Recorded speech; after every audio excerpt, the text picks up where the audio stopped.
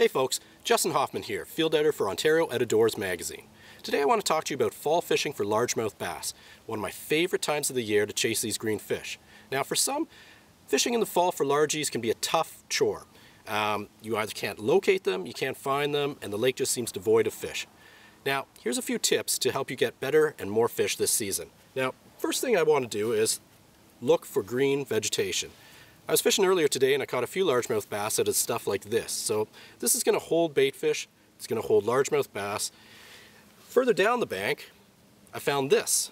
Now as you can see, brown, decaying, it's not going to hold bait fish, it's not going to hold largemouth bass. So keep an eye out for the green stuff and you're going to get more fish. And when you're also looking and fishing in weeds, look for variations.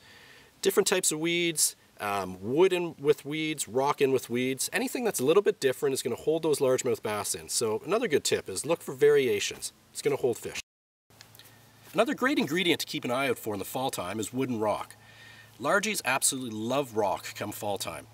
The heat that the sun gives off warms them up, they hover over it, it brings in crayfish, bait fish, and for whatever reason they're just stacked on it. So if you get one of those really cold but sunny days in the fall time, look for rock, you're going to find fish on it. Same goes for wood, whether it be deep docks, fallen trees over deep water. Fish will go up on top of that, and actually most of the time I'll actually find them just hovering over the actual wood. So you're going to toss in either a crankbait, you're going to toss in a flippin' jig or a creature bait, but definitely wood and rock, especially in tandem, and if you can get a bit of green vegetation up on it, it's going to hold fish. I like to keep bait selection simple come fall time. A few standard baits will get you through the season. For early in the fall, tossing a topwater frog is amazing. Now, if you can get it before the pads start dying and the slop is still there, fish will be still up in the shallows, busting bait fish, and a frog's an amazing way to go. I love a bucktail jig. Find those weed edges, weed clumps, toss this, rip jig it, you're going to get bit also. Flippin' jig's an old standby of mine. I love this around rock, wood, weed clumps, weed lines. You can't go wrong. Bulky presentation, mimics a crayfish perfectly. Throw this around. Crankbaits are amazing also come fall time. Now, if you're working deep points, if you're working humps, throw a deep diver. Any of the in-between stuff, you're working along weed lines, shallow shoals, medium diver.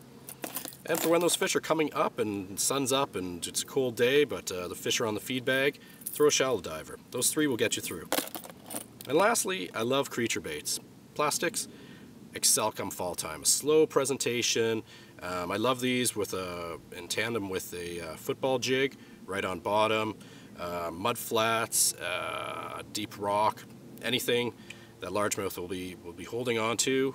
Creature baits are great. So I've only got about 5 or 6 baits. That's all you really need, and that'll do the trick. So take this selection out and it'll catch fish. I hope these tips will help you catch more and bigger fish this fall time. But on leaving, here's a few extra bonus tips. If you're not running electronics on your boat, now's the time. Fall time's invaluable for having electronics. With the mapping software, the GPS, and just being able to waypoint your productive spots and come back the next day, the next week, is invaluable. So if you're not running electronics, go out and get some. Another tip is to listen to what the fish are actually telling you. If you start the day off in 5 feet of water, the weeds are dead, there's no bait fish, there's no largemouth, change tactics. Go out to 10 feet, go out to 20 feet. A lot of these fish will actually migrate out from the shallows and stage on the first weed line they come to. So head out from the shallows, find that weed line, which is probably going to be in about 8-10 feet of water, and work it over.